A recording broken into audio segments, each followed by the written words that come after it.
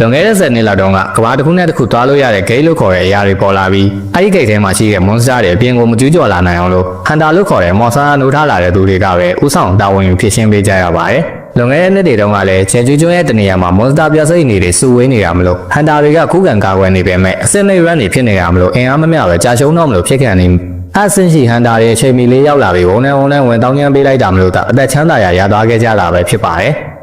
အဲ့အပြင်ဟန်တာတွေမှာအမြင့်ဆုံးအက်စရက်နဲ့နေဆုံးအီရန်ဆိုပြီးအဆင့်လိုက်နေရာခွဲရတာရှိပြီးအဆင့်လိုက်လည်းတန်မာမှုနဲ့မော်ဆာတွေကမိုးနဲ့မြေကြီးလောက်ကွာခြားကြပါတယ်။ဟန်တာတွေကစာဝတ်နေဖြစ်ရှင်းဖို့အတွက်ရိတ်တွေမှာလှုပ်ပြီးဝင်ငွေရှာရကြပါတယ်။ဆောက်လုပ်ရေး site တစ်ခုမှာတော့ဂျင်ဝူလို့ခေါ်တဲ့အီရန်ဟန်တာလေးကလည်းဝန်သမားရိတ်တွေမှာတန်ရာတွေရနေအောင်လို့အားလုံးကသူ့ကိုအားအနည်းဆုံးဟန်တာဖြစ်နောက်ွယ်မှာတတ်မှတ်ထားကြပါတယ်။ဒီရိတ်ကိုဦးဆောင်မဲ့လူကစီရန်ဟန်တာဖြစ်ပြီးဂျင်ဝူနဲ့သူရိတ်တွေကိုတောက်လျှောက်တူဝင်ခဲ့ဦးရဲ့သူမလို့သူတို့နောက်မှာပဲနေပြီးကိုတန်ရာမရအောင်ဂယူးဆိုင်ဖို့ပြောလိုက်ပါတယ်။အဲဒါကြောင့်ရတဲ့ဝင်ငွေလေးတွေကဝယ်လာတဲ့တန်ဖိုးနဲ့မော်တာကိုကင်ပြီးဒီတစ်ခါတော့ရှယ်ချမ်းပြမယ်လို့ကြုံသွားလိုက်ရင်ရိတ်ထဲကိုဝင်လိုက်ပါတယ်။တန်ညံထဲမှာတော့မန်နာကြော်တုံးတစ်ခုကိုခုမစားရလို့ပျော်နေတဲ့ဂျင်ဝူကိုမွန်စတာတစ်ကောင်ကတိုက်ခိုက်လိုက်လို့တေးမလို့ဖြစ်သွားပြီးအနာကလူတွေဝင်ကူညီပေးလိုက်လို့သာတက်ချမ်းသာရသွားတာပဲဖြစ်ပါတယ်။စေကူသားခံနေတဲ့အချိန်တွင်းမှာပဲတင်းကလူတွေကဘော့စ်ကိုနိုင်ရသွားပြီးဘော့စ်ကရလာတဲ့မန်နာကြော်တုံးတွေကနဲနေလို့ညှဉ်းညူနေကြပါတယ်။ဒါပေမဲ့ပေါ်ရှင်ပြီးတာတော့တန်ညံကခုထိမပိတ်သေးရမလို့နှစ်ထပ်တန်ညံဆိုတာတည်သွားကြပြီးဟန်တာဖွဲ့ရဲ့စီကန်းတွေရလာဆိုအကုန်ပြန်ထွက်ကြရတော့မှဖြစ်ပေမဲ့အန်နယ်များလဲထိုးတောင်နေတဲ့ကုံစိမ်းလုံးတွေကြောင့်ဆက်ပြီးသွားကျင်နေတဲ့သူနဲ့မသွားကျင်တဲ့လူစင်းကိုမဲခွဲဆုံးဖြတ်ဖို့ခေါင်းဆောင်ကပြောလိုက်ပါတယ်။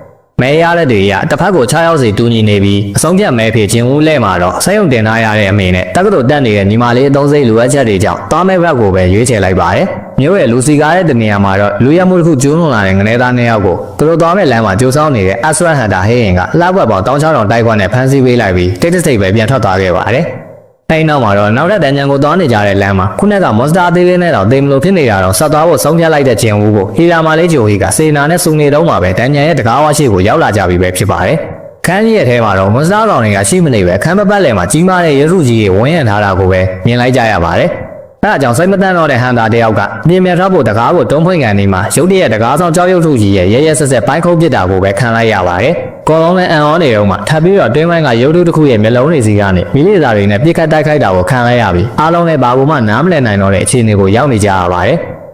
ရုပ်ထုရဲ့တိုက်ခိုက်ချက်ကခေါင်းဆောင်ရဲ့လက်တစ်ဖက်ကိုထိသွားရမလို့စိတ်ကူးတောက်ကိုအလင်းလိုနေပေမဲ့လည်းအရင်ကကြုံခဲ့ရတဲ့စိတ်တန်ရာတွေပြန်ပေါ်လာတဲ့ဂျိုဟီကအရန်ကြောင်းလန့်သွားတာမလို့တွေးဆက်မလွန်စေဖို့ကိုပဲဂျင်ဝူကပတ်တီးရင်စီးပေးထားလိုက်ရပါတယ်။ထပ်ပြီးတော့ခေါင်းဆောင်ကအီရန်တန်ညံလောက်ထိကားခဲ့ဘူးပေမဲ့ဒီတန်ညံကတော့အီရန်မောင်ရဲ့အဆန်လောက်ထိမြင့်တယ်လို့သူ့တွေးကြုံကိုပြောပြလိုက်ပြီးဒီဖျားเจ้าရဲ့စီးမင်းသုံးမှုဖြစ်တဲ့နတ်ဖျားတွေကိုလေသာချီးမွန်ကိုးကွယ်ဆိုတဲ့ဥပဒေကိုမလိုက်နိုင်နိဗ္ဗာန်မတ်ကိုရက်တူတူနဲ့ပို့ပေးမယ်လို့ရေးထားတာကိုမြင်လိုက်ရတယ်လို့ဂျင်ဝူကိုပြောပြလိုက်ပါတယ်။အဲဒီအချိန်เจ้าရဲ့စာသင်ခန်းကိုနောက်ကျမှဝင်လာတဲ့စိုးရီကတန်ရာတွေနဲ့တွေးနေရတဲ့လူကဂျင်နာရဲ့ကိုလားလို့မေးလိုက်ပြီးသူသာဆိုပိုကောင်းတဲ့ဟန်တာဖြစ်မှလို့တွေးနေပါတယ်။တန်ညံထဲမှာလည်းရုပ်ထုတွေနဲ့ရှင်တိုက်ဖို့ကမဖြစ်နိုင်လို့လွတ်လပ်မဲ့လမ်းကိုကောင်းအေးထားပြီးစဉ်းစားဖို့ပြောနေတော့မှမကြသေးခင်ကမှအစင်မင်းဂိုင်းတစ်ခုနဲ့စာချုပ်ရလာတဲ့ဟန်တာကသူ့ရှင်ကိုယုံကြည်လို့မြင်လိုက်ရမှာတော့မဟုတ်ဘူးလို့ပြောပြီးပြေးနေရင်ရုပ်ထုရဲ့အေဂျင့်မေလောက်တာကိုခံလိုက်ရပါတယ်။ဒါပေမဲ့သူတို့ကိုပြက်စိတ်လေးမုန်းချေတယ်လို့လွယ်လေးတက်ပြစ်လို့ရတာတော့မလုပ်သေးတာကိုတွေးမိသွားတဲ့ဂျင်ဝူကဒီဖျားเจ้าရဲ့စီးမင်းတွေတိုင်းလိုက်လုံးကြီးကိုဆုံးဖြတ်လိုက်ပါတယ်။အဲဒါကြောင့်ပထမစီကံဖြစ်တဲ့နတ်ဖျားတွေကိုလေးစားဆိုတဲ့စာအတိုင်းအကုန်လုံးကိုမလုံးမချက်ဦးညွှန်းလိုက်ကိုဂျင်ဝူကပြောလိုက်ပြီးရုပ်ထုကြီးရဲ့စားပဲကြီးပြုံးချက်နဲ့ဂျင်းနဲ့သွားတဲ့ပုံစံကိုမြင်လိုက်ကြရပါတယ်။တန်နေပြီးမှရဲအောင်မပြရတော့မလို့အားလုံးလည်းပြီးဆုံးသွားကြပြီထင်နေပေမဲ့ရုပ်ထုကြီးကထိုင်နေရာကနေထားလာတာမလို့ဂျင်ဝူလည်းဒုတိယစီကံဖြစ်တဲ့နတ်ဖျားကိုချင်းမွန်းတဲ့စကားပြောမှရလိမ့်မယ်လို့ပြောပြလိုက်ပါတယ်။အဲဒါကြောင့်အရင်ကလူတော်တိုင်းဘာသာရပ်ကိုလေးလာခဲ့မှုတဲ့ဟန်တာတယောက်ကနတ်ဖျားကိုချင်းမွန်းတဲ့စကားနိုင်ငယ်ပြောတတ်လို့သူလုံးလိုက်မယ်ဆိုပြီးဆူတောင်းနေပေမဲ့သူ့ဆူတောင်းစကားကဒီရုပ်ထုတွေအတွက်မဟုတ်ပဲရုပ်ထုရဲ့ဒေါသနဲ့နင်းချေခြင်းကိုပဲခံလိုက်ရပါတယ်။ကော်လုံးလည်းကြောက်လန့်တဲ့ကြားပြေးနေကြပြီးတခြားရုပ်ထုအောက်ကိုပြေးသွားတဲ့ဟန်တာတွေကိုလည်းဇီဝင်ချုံးပြေးလိုက်တာမလို့ဘာလို့မှမလဲတဲတဲ့စဉ်းစားနေရတဲ့ဂျင်ဝူကအားလုံးကိုဂီတာတူရီယာရှိတဲ့ရုပ်ထုတွေရှိရအောက်ကိုဝင်ပြေးဖို့အော်ပြောလိုက်ပါတယ်။